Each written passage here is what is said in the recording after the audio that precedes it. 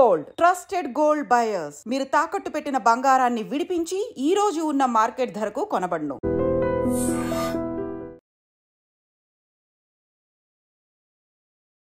నమస్కారం, welcome to I dream. ధర్మ మార్గం విత్ విజిత కార్యక్రమానికి స్వాగతం.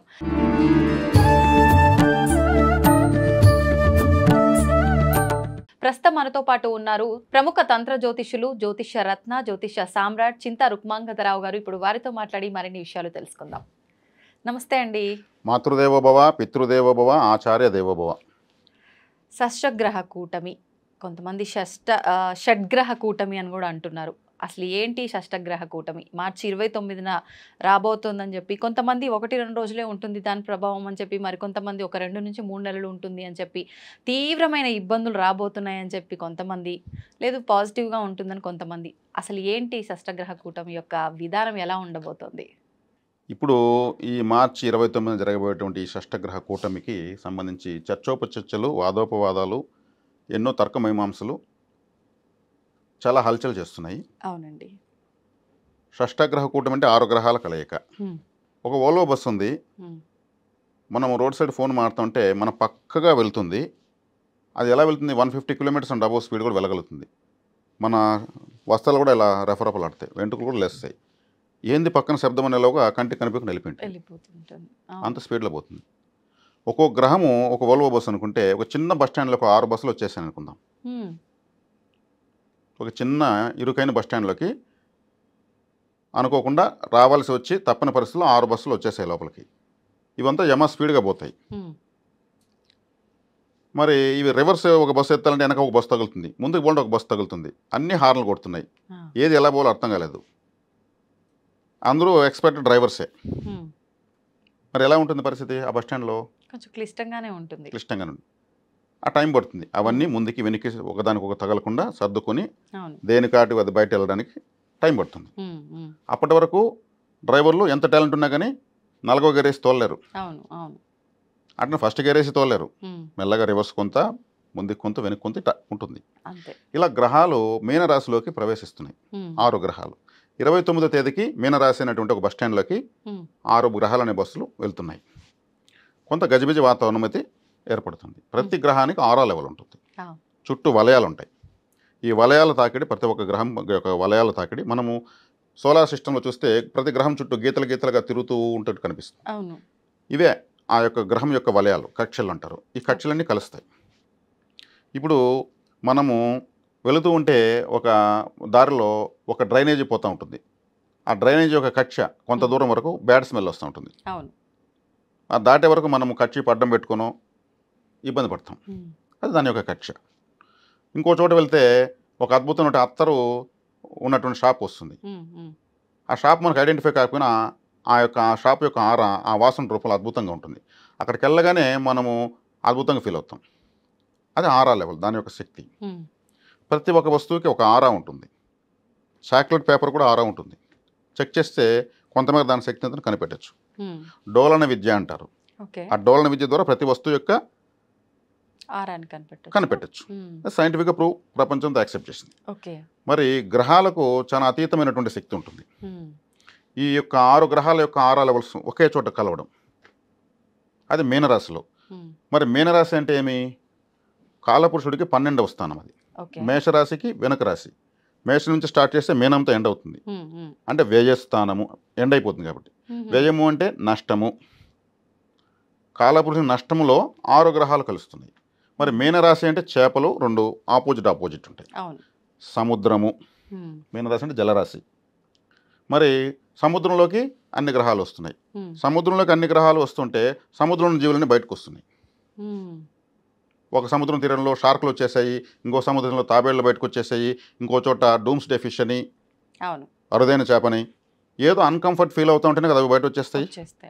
వాటికి తగినటువంటి జీవన విధానము సముద్రంలో ఉంటే అక్కడ ఏదో గజిబిజి గందరగోళం జరుగుతూ ఉంటే అవి బయటకు వచ్చేస్తున్నాయి. చేపకు నీటిలో బలం, అటువంటి నీటిలో బలం ఉన్న చేప అక్కడ బలం లేక బయట వచ్చినట్టు కదా. అంటే ఈ గ్రహాలన్నీ అక్కడ కలుస్తున్నప్పుడు అక్కడ గందరగోళ పరిస్థితి జరుగుతూ ఉంది కాబట్టి ఇవన్నీ బయటకు వస్తున్నాయి అనే సంకేతాలు ప్రకృతి పరంగా తెలుస్తున్నాయి. అంటే ఈ మీనరాశి అనేది చివరి రాశి కాలపురుషునికి, అక్కడికి షష్ఠగ్రహ 6 గ్రహాలు కలవడము అరుదుగా ఎన్నో సంవత్సరాలకు ఒకసారి. మరి శని భగవానుల వారు అయితే 30 సంవత్సరాలకు తర్వాత వెళ్తున్నారు అక్కడికి. ఇంతకుముందు 30 సంవత్సరాల ముందు అక్కడ ఉన్నాడు ఆయన. 30 సంవత్సరాల తర్వాత వెళ్తుంటే ఆయనకి ఎదురుగా ఇంకొక 5 గ్రహాలు ఉన్నాయి ఆడ రెడీగా, అన్నీ అసెంబ్లీ అవుతున్నాయి. కాబట్టి మిత్రగ్రహాలు, శత్రుగ్రహాలు, వేగంగా వెళ్ళేవి, స్లోగా వెళ్ళేవి. అక్కడ రాహు ఉన్నాడు, ఆయన వెనక్కి తిరుగుతాడు, ఆయన వెనక్కి వస్తున్నాడు. శనేశ్వరుడు ఆయనకి ఎదురుగా వెళ్తున్నాడు. చంద్రుడు అక్కడే ఉన్నాడు. అమావాస్య సమయంలో చంద్రుడికి బలమే ఉండదు, చంద్రుడు కనిపించడు. రవిగ్రహం అక్కడే ఉంది. రవి అన్నప్పుడు రవి వచ్చి ఉష్ణగ్రహము, వేడి నిప్పుని నీళ్ళలో వేసి ఏమవుతుంది, శక్తిని కోల్పోతుంది. రవిగ్రహం మెయిన్ రాశిలో ఉంటే శక్తిని కోల్పోతుంది. చంద్రుడు అక్కడే ఉన్నాడు. చంద్రుడు జలకారకుడు అక్కడ ఏం చేసిన అమావాస్య రోజు వెళ్తున్నాడు. బుధుడు ఉన్నాడు, వక్రంలో ఉన్నాడు. శుక్రుడు ఉన్నాడు, వక్రంలో ఉన్నాడు. అంటే గ్రహాల యొక్క స్థితి కంఫర్ట్గా లేదు అక్కడ. బుధ శుక్రులు వక్రంలో ఉన్నారు. చంద్రుడు చంద్రుడు అమావాస్య సమయంలో క్షీణించి ఉంటాడు. రవిగ్రహానికి మీనంలో బలం లేదు. అగ్నితత్వ రాశికి, అగ్నితత్వ గ్రహానికి జలతత్వంలో బలం లేదు. రాహువు దరిదాపుల్లో మీనరాశిని వదిలేసే పరిస్థితిలో ఉన్నాడు. శనేశ్వరుడు కుంభరాశి నుంచి, భూతత్వ రాశి నుంచి జలతత్వ రాశిలోకి వెళ్తున్నాడు. అంటే పంచభూతాత్మకమైనది ప్రకృతి. ఆ జలతత్వంలోకి అగ్నితత్వ రాశి, అన్ని రకాల గ్రహాలు వెళ్తున్నాయి. 180 డిగ్రీస్లో కేతు గ్రహం చూస్తూ ఉంది కన్యా రాశి నుంచి. 5 గ్రహాలు అక్కడ అవస్థపడుతూ ఉంటే అదే రాశి పైన, అదే స్థానం పైన చూపు కేతుకుంది. కాబట్టి షష్టగ్రహ కూటమి అన్నారు. ఇక్కడ వచ్చేకాడికి ఏదైతే జలరాశి అన్నామో జలచరాలన్నీ బయట వస్తున్నాయి. ఇది ఉన్న వాస్తవమే. పలు రకాల చర్చలు, పలు రకాల పండితులు, పలు రకాల విశ్లేషణలతో వారి జ్ఞానం కొద్దిగా వివరించారు. ఇది నాకు తెలిసినటువంటి వివరణ నేను ఇస్తున్నాను. వీరబ్రహ్మేంద్ర స్వామి, శ్రీ పోతులూరు వీరబ్రహ్మేంద్ర స్వామి, ఆయన ఆనందనామ సంవత్సరం సజీవ సమాధిలోకి వెళ్ళాడు. ఆయన సజీవ సమాధి బ్రహ్మంగారి మఠంలో ఉంది, కడప జిల్లాలో కందిమల్లాయపల్లిలో ఉంది. ఆయన ఆనందనామ సంవత్సరం, ఆ సంవత్సరం పేరే ఏమి, ఆనందనామ సంవత్సరం. అంటే సుమారు ఎన్ని సంవత్సరాల క్రిందట ఇది చెప్తాను. ఆ సంవత్సరం పేరు ఆనందనామ సంవత్సరం. మామూలుగా సజీవ సమాధిలోకి వెళ్ళేటప్పుడు భక్తి జ్ఞాన వైరాగ్యాలతో వెళ్తారు. ఆయన అదే భక్తి జ్ఞాన వైరాగ్యాలతో పాటు సంతోషంగా వెళ్ళాడు. అందరికీ టాటా చెప్తూ, ఎక్కడో ఊటీ సిమ్లా టాటా వెళ్ళిపోయేటప్పుడు, టూర్ వెళ్ళేటప్పుడు ఎలా ఉంటారు సంతోషం, అలా వెళ్ళాడు ఆయన. లోకోద్ధరణ కోసం ఆయన సజీవ సమాధిలోకి వెళ్తున్నారు. జీవ సమాధి కాదు అది, సజీవ సమాధి. జీవ సమాధి అంటే జీవుడిగా ఉండి సమాధి అయిపోవడము. ప్రతి ఒక్కరు జీవ సమాధి అవుతారు, జీవుడిగా ఉంటారు, సమాధి అవుతారు. ఆయన సజీవంగా నవ్వుతూ సశరీరంతో లోపలికి వెళ్ళాడు. ఇప్పటి నుంచి 16 ఆనందాలకు నేను పైకి లేసి వస్తాను అన్నాడు. వీరభోగ వసంతరాయలుగా 6 మూరల కత్తి చేతబట్టి తెల్ల గుర్రం ఎక్కి కల్కి భగవానుడు, లేదంటే వీరభోగ వసంతరాయలుగా వస్తానన్నాడు ఆయన. మళ్ళీ ఎప్పుడు వస్తాను కూడా చెప్పాడు. 16 ఆనందాలకు అన్నాడు. అంటే ఆనందనామ సంవత్సరం నుంచి మళ్ళీ ఆనందనామ సంవత్సరానికి, మనకు తెలుగు సంవత్సరాలు ప్రభావాది తెలుగు సంవత్సరాలు 60 ఉన్నాయి. ఆయన వెళ్ళింది ఆనందనామ సంవత్సరం. 16 ఆనందాలు అంటే ఒక ఆనందనామ సంవత్సరం ఇంకొక ఆనందనామ సంవత్సరానికి 60 సంవత్సరాలు అవుతుంది. అట్టాటి 16 ఆనందాలు అంటే 16 × 60 960 సంవత్సరాలకు బయట వస్తాడు ఆయన. అప్పటి వరకు మెడిటేషన్ చేస్తూ ఉంటాడని అర్థం. ఇప్పుడు మనం మిడిల్లో ఉన్నాం. ఆయన చెప్పిన 960 సంవత్సరాలకు అంటే సుమారు ఒక 400 చిల్లర ఈజీగా ఉంటుంది. మరి ఆయన ఏం చెప్పాడు కాలజ్ఞానంలో? అప్పట్లోనే తాళపత్రాల్లో ఆయన ఆకులు నూరుకొని ఆ రసంతో ఈకలతో అద్దుకొని రాసి పెట్టాడు. పక్షి వాహనాలు నెలకొల్తాడు. పక్షి అయింది వాహనం ఏంది అనుకున్నారు. 120 సంవత్సరాల ముందు పక్షులు లేవు, విమానాలు లేవు.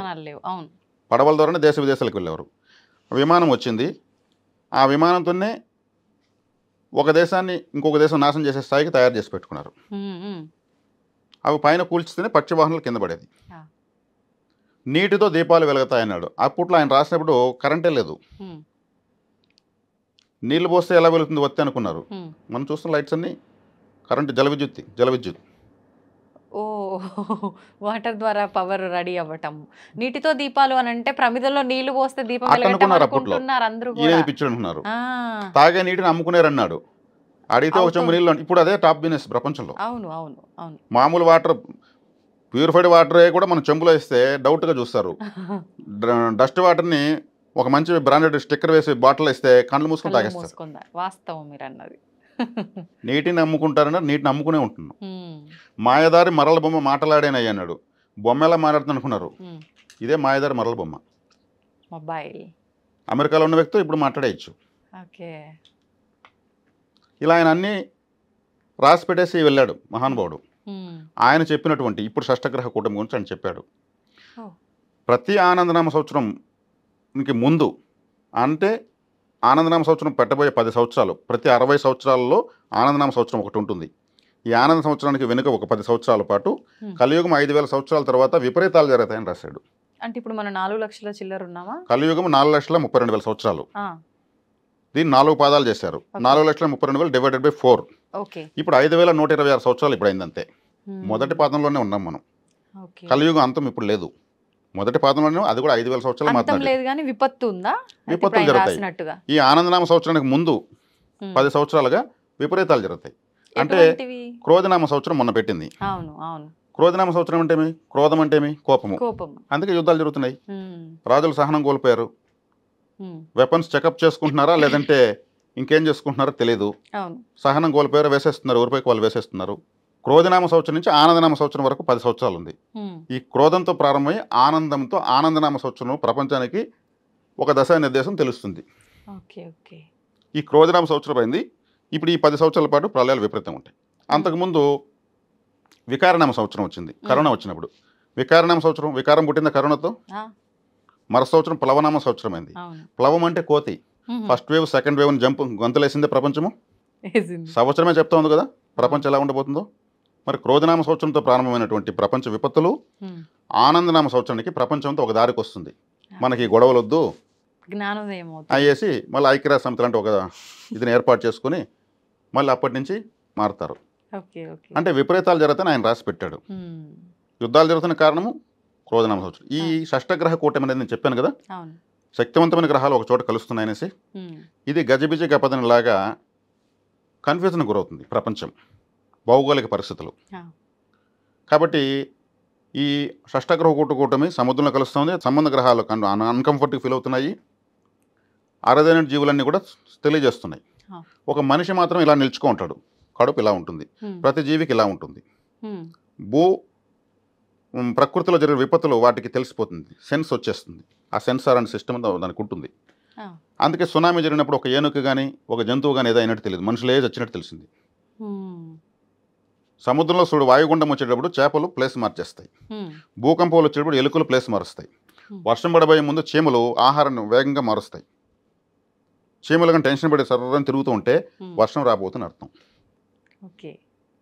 మరి జపాన్లో అనుభవం పడే ముందు అక్కడ ఉన్నటువంటి పక్షులు, జంతువులన్నీ కూడా ముందు 2 రోజుల ముందే ఎక్కడికక్కడ వెళ్ళిపోయినాయంట. కట్టేసి పెట్టిన కుక్కలు కూడా తెంపుకోవడానికి ప్రయత్నించాయంట. ముందే తెలిసిపోతున్నాయి అయితే వాటికి, దీని తెలిసిపోతా ఉంది. కరోనాలో ఎంతమంది చనిపోయారు చెప్పారు కానీ ఎన్ని జీవులు చనిపోయారు చెప్పారా? లేదు. మరి వాటికి ఉన్నటువంటి అరమరిక అటువంటిది, వాటి యొక్క కడుపు అనేటువంటిది భూమికి ఇలా ఉంటుంది, మనకి ఇలా ఉంటుంది. కానీ జ్ఞానంతో ఆలోచిస్తే మనం కూడా అన్నీ తెలుసుకోవచ్చు. అందుకే జ్యోతిష్య శాస్త్రము అన్నారు కదా. అంటే జ్యోతి అంటే టార్చ్ లైట్, ప్రపంచానికి దారి చూపించేది. ఒక ట్రాఫిక్ పోలీస్ లాంటిది, దారి చూపిస్తుంది కానీ బాధ్యత వహించదు. తెలుసుకున్న వాళ్ళు జాగ్రత్త తీసుకొని దానికి తగిన విధంగా సేఫ్ అవ్వచ్చు. ఇప్పుడు మరి అంటే ఈ ప్రళయాలు, విపత్తులు అన్నీ ఎలాగో ఈ 10 సంవత్సరాలు ఉండబోతున్నాయి అన్నారు. ఖచ్చితంగా ఉంటాయి. బాబా వంగా గారు చెప్పింది, ఐన్స్టీన్ గారు చెప్పింది, బ్రహ్మం గారు చెప్పింది, ఈ విధమైనటువంటి విజ్ఞులు, కాలజ్ఞానవేత్తలు, బ్రహ్మజ్ఞానులు చెప్పిందంతా కూడా ఖచ్చితంగా జరుగుతుంది. అంటే వీటి నుంచి ఎలాగో మొత్తానికి బయటపడలేం కానీ కొద్దిగా తగ్గించుకునే మార్గం లేదంటారా? ఇక్కడ దైవానుగ్రహం ఎవరు ఎక్కువ సంపాదించుకుంటారో వాళ్ళన్నీ ప్రపంచంలో అక్కడ అది జరిగిందంట, ఇక్కడ ఇది జరిగిందంట అని చెప్పుకుంటూ అన్నీ చూస్తూ తమను తాము తమ కుటుంబాలను కాపాడుకోగలరు. చేయాల్సిందల్లా భగవంతుడి ఆరాధన, దైవారాధన, ప్రకృతి ఆరాధన ఏదైనా కావచ్చు. ఆరాధన లేకుండా అందరూ చనిపోయి నేను ఒకటే బతుకుంటాను అనుకునే వాళ్ళు ఒక విధంగా మూర్ఖత్వంగా ఆలోచించినట్టే. అంటే ఈ ప్రకృతి వైపరీత్యాలన్నింటికీ కారణం మనం ప్రకృతిని కాపాడుకోకపోవటం వల్లే వచ్చే ప్రళయాలు అనుకోవచ్చా? యుగ ధర్మాలను కొన్ని ఉంటాయి. కలియుగంలో పాపం ఎక్కువ, ధర్మం ఒక పాదం వైపే ఉంది. 75% పాపం ఉంటుంది. కృతయుగంలో 100కు 100% పుణ్యమే ఉంటుంది. 1% పాపం చేస్తే 100% పాపం చేసినట్టే. త్రేతాయుగంలో 25% పాపం చేసుకోవచ్చు, 75% 75 మార్కులే పాస్ మార్కు. 100 మార్కులకి ఎవరు పుణ్యంగా ఉండాల్సిన అవసరం లేదు. ద్వాపరయుగం వచ్చేకాడికి 50 మార్కులకే పాస్ మార్కు. 50% స్వార్థం చేసుకుని అది పాపంలోకి జమ కాదు. కలియుగంలో 25 మార్కులకి పాస్ మార్క్, 75% స్వార్థంగా ఉండొచ్చు. కానీ 100కు 100% నేను న్యాయంగానే ఉంటానన్నవాడు దేవుడు ఏం చేయలేడు. నీకెందుకు? సమాజంతో నటించు, కుటుంబంతో జీవించు, కుటుంబాన్ని పోషించు, నటించు, జీవించు, పోషించు, ఇదే జీవితం. అంటే స్వార్థం ఉండాలి. స్వార్థం లేకపోతే కష్టం, కానీ దాంట్లో న్యాయం ఉండాలి, న్యాయమైన స్వార్థం ఉండాలి. అంటే ఒక వ్యక్తి ఇంకో వ్యక్తిని పూర్తిగా దోచుకోకుండా అతనికి ఉపయోగం చూపించి ఇతను బెనిఫిట్ పొందొచ్చు. ఉభయకుశ లోపరి, నువ్వు బాగుండాలి, నేను బాగుండాలి. అంటే చేసే పని మంచిదై ఉండాలి, ఆ పని వల్ల ఎదుటివాడు చెడ్డదే కావచ్చు. ఇప్పుడు నేను చెప్పే అబద్ధము ఇంకొక వ్యక్తి ని కాపాడుతుందంటే అది పుణ్యమే ఆ అబద్ధం. అవునా? నేను చెప్పే నిజం ఇంకొక వ్యక్తి ప్రాణం తీస్తుందంటే అది పాపమే. కానీ అబద్ధాలు ఆడటమే పాపం అంటారు కదా. అదే అది వాడికి ఏ రకంగా ఉపయోగపడుతుంది? సమయ సందర్భాల బట్టి ఎప్పుడు అబద్ధం చెప్పి మంచి చేయాలి, అబద్ధం చెప్పి మంచి ఎక్కువ చేయొచ్చు. అందుకే 100 అబద్ధాలు ఆడ ఒక పెళ్లి చేయొచ్చు అన్నారా? ఇటువంటివన్నీ అంటే ఇది సమయానుసందర్భంగా కాబట్టి త్యాగరాజస్వామి రాసి పెట్టాడు కదా, సమయానికి తగు మాట్లాడిన వాడే తెలివైనడు.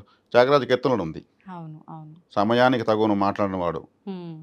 ఆయన ఎంత ఆలోచించకపోతే రాశాడు. అవును. కాబట్టి మనం అబద్ధం చెప్తున్నామా నిజం చెప్తున్నామని కాదు, మనం చెప్పిన అబద్ధమైన నిజమేనా, మనకు ఎదుటి వాళ్ళకి హాని లేకుండా మనం చెప్తున్నామా. ఒక వ్యక్తిని కాపాడడానికి సడన్గా ఇంకొక వ్యక్తి వచ్చి 4 అబద్ధాలు చెప్పి ఏదో హడావిడి చేసి అతను కాపాడేసి నువ్వు వెళ్ళు, నువ్వు తప్పు చెప్పి నన్ను కాపాడావు, అతను ఎంతో సంతోషపడతాడు. అప్పుడు అది నిజం కన్నా గొప్పది. కాబట్టి నేను నిజమే చెప్తాను అంటే ఆ నిజము 10 మంది బాధపడేదానికి చెప్పినప్పుడు ఏమవుతుంది? ఇబ్బందే కదా అందరికి. మరి కూరాకే తిని 10 మందిని నాశనం చేసేవాడు మాంసాహార లెక్క, మాంసమే తింటూ 10 మందికి ఉపయోగపడు శాకాహార లెక్క. ఆలోచనలు మాంసాహారం శాకాహారం నిర్ణయిస్తాయి, శాకాహారం అన్న ఆలోచన ఉండాలి. ఓకే, కానీ అలాంటి ఆలోచనలు కూడా మనం తీసుకునే ఆ నిజమైన శాకాహార మాంసాహార భోజనాన్ని బట్టే వస్తాయేమో కదా. ఇప్పుడు శాకాహారం లేదు, మాంసాహారం లేదు, విషాహారం ఉంది. నిజం లేదు, టూత్ పేస్ట్ వాడితే మాంసాహారమే, దాంట్లో ఎముకలు పొడేస్తారు. షుగర్ వాడితే మాంసాహారమే, దాంట్లో ఎముకలు పొడేస్తారు. ఐరన్ క్యాప్సూల్స్ ట్యాబ్లెట్స్ వాడితే, టానిక్స్ వాడితే దాంట్లో నాన్ వెజ్ ఇంగ్రీడియంట్స్ వేస్తారు. ఎవరో చెప్పారు కొన్ని చాక్లెట్స్ ఉన్నాయి, కంపెనీ పేరు చెప్పకూడదు, కానీ ఎక్కువ ఎందుకు ఆ చాక్లెట్లు పిల్లలు ఎక్కువ తింటున్నారంటే దాంట్లో తెల్ల పంది కొవ్వు వేస్తున్నారు. దానికి సైంటిఫిక్ నేమ్ మాత్రం వెనకాల, చాక్లెట్ వెనకాల సైంటిఫిక్ నేమ్ రాస్తారు ఇంగ్రీడియంట్స్లో. దాన్ని కొట్టి ఇది వాట్ ఈస్ ద మీనింగ్ అని కొడితే అది fork fat, white fork fat అని వస్తాం. అన్ని సైంటిఫిక్ నేమ్స్ కొట్టి చూసి చెక్ చేసి ఎవరు కొనుక్కుంటున్నారు చాక్లెట్స్? మీరు పేరు చెప్పకపోయినా ఇప్పుడు చాక్లెట్ల వెనకాల ఉన్న జ్యూస్ సెట్ చేసుకున్న చాక్లెట్లు తినడం మానేసేటట్టున్నారుగా. ఎందుకు మాంటారు? ఇంకా తెలుసు, ఇంకా బాగా మనం డైరెక్ట్గా ఫోర్క్ తినకపోయినా ఇక్కడ ఇటు చాక్లెట్ రూపంలో తిందాం అనుకుంటారు. అటువంటి వాళ్ళు ఉంటారు, ఇటువంటి వాళ్ళు ఉంటారు. అంతే అంతే. కాబట్టి ఈ షష్టగ్రహ కూటమి కానించి విషయం ఏంటంటే గ్రహాలు అప్పుడప్పుడు ప్రకృతిలో ఇలా కలుస్తూ ఉంటాయి. అది ప్రకృతి తెలియజేస్తూ ఉంటుంది. ఇప్పుడు మనకు ప్రకృతి ప్రతి క్షణం మనల్ని హెచ్చరిస్తూనే ఉంటుంది, ప్రతి ఒక్కటి తెలియజేస్తూనే ఉంటుంది. నాకు తెలుసు అనిపిస్తానే ఉన్నది అలాగే అయింది అంటారు. అనిపిస్తూ ఉందంటే ఏంది? ప్రకృతే తెలియజేస్తుంది ఎవరికి జరిగే లాభాన్ని నష్టాన్ని. అలా అందరికీ ఎందుకు తెలియజేసేటట్టు హింట్ ఇవ్వదు ప్రకృతి? ప్రతి ఒక్కరికి ఇస్తుంది. కొంతమంది మాత్రమే దాన్ని గుర్తించగలుగుతారు, చెప్పినోడు పిచ్చోడు అవుతాడు పక్కనోడు ముందు. మరి కొంతమందికి రాదు కదా, వాళ్ళు నెగటివ్ ఆరాతో ఎనర్జీతో బ్లాక్ అయిపోయింటారు బ్రెయిన్లో. వాళ్ళ ప్రతి ఒక్కరికి ఉంటుంది, దాన్ని డెవలప్ చేసుకోరు. పాజిటివ్గా ఎక్కువ ఆలోచిస్తూ పాజిటివ్గా ఎక్కువగా ప్రవర్తిస్తూ పోతూ ఉంటే ఆ కెపాసిటీ పెరుగుతూ వస్తుంది. మానసిక శక్తిని పెంచుకోవడం మనమే చేసుకోవాలి. వాళ్ళు పుస్తకాల పఠనం వల్ల ఇప్పుడు కడుపుకి ఆకలిస్తే ఏం చేయాలి? ఫుడ్ ద్వారా తీరుతుంది, పుస్తకం చదివితే తీరదు. బుద్ధికి ఆకలిస్తే పుస్తకం చదివితేనే తీరుతుంది, ఫుడ్ తింటే రాదు. మనసుకు ఆకలిస్తే సంగీతం వింటే చాలు. లేదు ఇష్టమైన ప్రదేశానికి ఒక పర్వతం పైకి వెళ్ళి 1 గంట సేపు కూర్చొని వస్తే చాలు. ఇలా దేనికి దానికి ఒక ఫుల్ఫిల్మెంట్ ఉంటుంది. మనకు మంచి జ్ఞానం కావాలంటే అటువైపు ప్రయాణిస్తేనే అవుతుంది. ఊరికే ఏది రాదు, ఊరికి అన్నీ వచ్చేటుకుంటే మొత్తం జడ పదార్థమే. కాబట్టి ప్రకృతి ఈ 6 గ్రహాల కూటమిని ఆ ప్రయాణంలో ఇప్పుడు మీనరాశిలో కలుస్తుండటం వల్ల అది నష్టస్థానం వల్ల వ్యయస్థానం కాబట్టి ఇప్పుడు ధనక్షయం జనక్షయం కావాలనేది ఫైనల్ జడ్జిమెంట్. ధనక్షయం అంటే ఆర్థికంగా నష్టపోవడం, జనక్షయం ఎక్కువ మంది చనిపోవడం. యుద్ధం వచ్చిందంటే ఎక్కువ మంది చనిపోతారు, ఎక్కువ డబ్బు నష్టపోతారు, అన్ని రేట్లు పెరిగిపోతాయి. యుద్ధాలు ఆల్రెడీ ట్రయల్స్ వర్షన్ జరుగుతూ ఉంది. ఇప్పుడు ప్రకృతి ప్రళయాలు వచ్చేదానికి అవకాశం ఉంది. భూకంపాలు, ఈ ప్రళయాల కూడా ప్రాణ నష్టం జరుగుతుంది, ఖచ్చితంగా జరుగుతుంది. ప్రళయాల వల్ల ప్రాణ నష్టం జరగకపోతే ఇంకేం జరుగుతుంది? మన దగ్గర ఉందా మన భారతదేశంపై ఆ ప్రభావం? భారతదేశం పైన ప్రభావం చాలా తక్కువ. ఇక్కడ ఒక చిన్న విలేజ్ ఉంటే కనీసం 4-5 గుళ్ళు ఉంటాయి. తెల్లవారేసి పొద్దుపోయే వరకు అబద్ధాలు చెప్పేవాడు కూడా గుడికాడికి వెళ్ళే కాడికి నేనే ఈ ప్రపంచంలో మంచివాడిని, నన్ను కాపాడు స్వామిని దండం పెడతారు. మంచో చెడ్డ ఏదో ఒకటి దండాలు పెడుతుంటారు, ఒక కర్పూరం వెలిగిస్తూ ఉంటారు. ఎక్కడికెక్కడ పూజలు జరుగుతూనే ఉంటాయి. ఇది దైవ పీఠం, ధర్మపీఠం. ఇక్కడ దేవత ఆరాధన నిత్యం క్షణక్షణం జరుగుతూనే ఉంటుంది. అవును, ఏదో ఒక ఇక్కడ మూల. ప్రకృతి అనేది నేను వచ్చినాను చుట్టం చూపుగా అనేది వస్తుంది తప్పితే పూర్తిగా ఇక్కడ రాలేదు. ఉమ్, ప్రపంచం ఎంత యుద్ధాలు చేసుకున్నా మన భారతదేశము ఒక జోకర్ అగ్గిపెట్టెలో ఒక అగ్గిపుల్ల కూడా గీదు. యుద్ధంలో కొట్టుకోండి, ఉమ్, ఏం చేయగలము, మంచిగా ఉండాలని చెప్తున్నాము. చివరికి భారతదేశమే ప్రపంచానికి అన్నపూర్ణ కాబోతుంది. ఉమ్, ఈ రాబోయేటువంటి ఈ ప్రళయాలు, విజ్ఞులు మహానుభావులు చెప్పినటువంటి ఈ ప్రళయాల వల్ల జరిగిన నష్టం ప్రపంచానికి, ఉమ్, ఆయుధాలే ఐశ్వర్యంగా ఉన్నటువంటి ప్రపంచానికి అన్నమో రామచంద్ర అంటే అన్నం పెట్టేది భారతదేశం, ఓకే. భద్రత ఇచ్చేది భారతదేశమే. అందులో ప్రపంచం భారతదేశం వైపు నడుస్తుంది. ఈ దెబ్బతో ఉమ్, ఈ దేశం యుద్ధాల జోలికి వెళ్ళదు. మంచి డెవలప్మెంట్ ఉంటుంది ఖచ్చితంగా అన్నమాట డెవలప్మెంట్ భారతదేశం. ఉంటుంది. భారతదేశం అగ్రరాజ్యం అయ్యేదానికే ఈ షష్టగ్రహ కూటమి జరుగుతుందని మాత్రం ఖచ్చితంగా చెప్పగలను. ఎందుకంటే వ్యయస్థానంలో 6 గ్రహాలు కలుస్తున్నాయి. ఉమ్, వ్యయం అయిపోయినాక అంటే ఒక ఆకు రాలిపోయినాక కొత్త చిగురు వస్తుందా? చిగురు వస్తుంది. వ్యయం ఏమైనా మన ప్రారంభంగా ఉన్నా ఈ జ్ఞానం ఎక్కడుంది? భారతదేశంలో కదా ఉంది. అంటే చెడు వెనకాల మంచి వెన్నంటే ఉంటుంది అని నిదర్శనం. చెడ్డ వల్ల జరిగే మంచి ఇంక దేని వల్ల జరగదు. ఉమ్, ఆ రిజల్ట్ కూడా చాలా బాగుంటుంది కదా. అద్భుతంగా ఉంటుంది ఓకే, అయితే ఆ రిజల్ట్ కోసం వేచి చూద్దాం. ఖచ్చితంగా. కాబట్టి ఈ షష్టగృహం కూటమి పలు రకాల ప్రళయాలు రావడానికి అవకాశాలు ఎక్కువ. మరి పలు రకాల కన్ఫ్యూజన్స్, వీటన్నిటి ఫలితం కూడా మన భారతదేశము ఒక దైవ మార్గంలో ప్రపంచానికి మార్గదర్శకంగా నిలుస్తుందనే దాంట్లో ఎటువంటి సందేహం లేదు. ఓకే, ధన్యవాదాలండి. ధన్యవాదాలు మేడం.